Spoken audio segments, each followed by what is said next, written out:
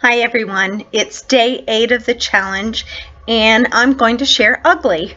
My name is Judy Lair, and actually today I'm celebrating my 15th year as a business owner in my own clinical counseling practice. So 15 years ago, I made the decision to have my own practice and to start seeing if anybody wanted the gifts that I gave them in terms of the model that I see about helping people.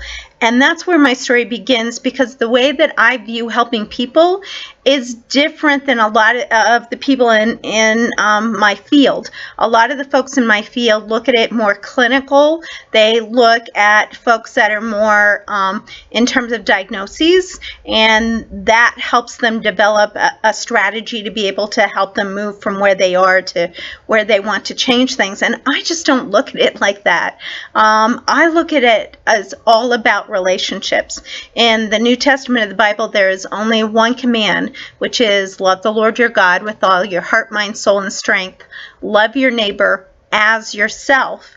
And that's all about relationship. And so my view of how I best help people is to help them see where the barriers are to their relationships in all the different levels that are there, so that then when we find those barriers and remove those, then their life is able to work much better, have joy, be successful in their outcomes.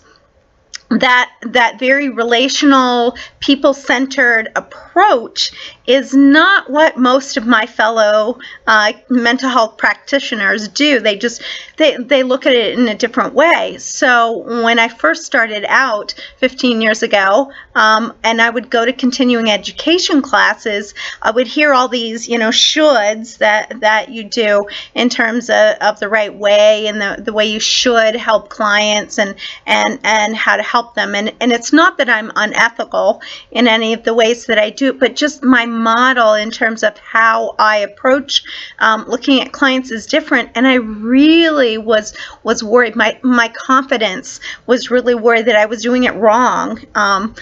I was set up that way. My mom would always question me about, are you sure that's the right way? About just about everything, in life, that she usually had a better reason for doing it, or a different way for doing it.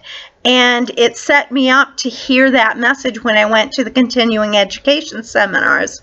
I would leave there, I would just slink down in my chair when I'm listening, and my anxiety is going, and I'm going, oh no, I'm doing it wrong. I'm hurting my clients. The board's going to come after me. It's not good. I need to leave counseling and go back to my paralegal job and just sit in a cubicle and type forever, because the risk that somebody would say that I was doing it wrong was just too paralyzing, too anxiety-ridden for me, because I didn't have confidence in the gifting and the message that I was giving to people, that God had put on my heart to give to people.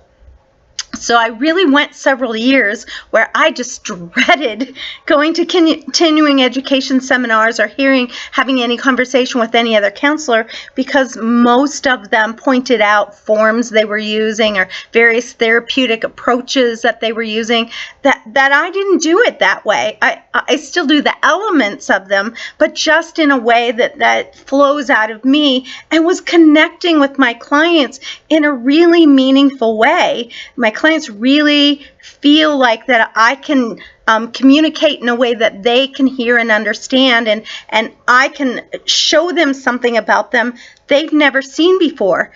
Every day, multiple times in the day, I hear, I never saw it that way before. When people see it that way, then they're able to problem solve differently. But I didn't have the confidence that the way I was doing it was, good for me. That's the gift and skills that I had. It really took a friend of mine who was also a counselor for a number of years to really have a very stern talk with me and say that God gifted me to do it in my way, in the Judy way, in the way that it came out of my own experience and my own ability to know what's going on in their head and their heart and share that with them. And when I get anxious and worried that I'm doing it wrong and I need to do it these other ways that other people are doing it, that comparison, me comparing myself and then diminishing and demeaning the qualities that I had, was actually not loving and not helpful. That was my barrier that I had in loving myself and loving my clients well. That was a huge turning point for me to really say other people may have their view of doing it. That's their gifting, that's their model, their style, and bless them. But I love the way that I help my clients. I love the insights that I have. I love the metaphors that I use and the way that I help them see what's going on in their life and understand that and then walk with them through to bring them somewhere else. I really love how I do it. I'm excited about it. I love that God has given me this ability to do it. So now 15 years later, I am even more in love and more excited about my ability to help both my counseling clients and now in the coaching field, and moving into that field in a different demographic to be able to use the skills and gifts that I have in another set of folks to be able to help them see who they are and be successful in their life. So that's my story of ugly, and I'm glad that I could share it with you. Thanks.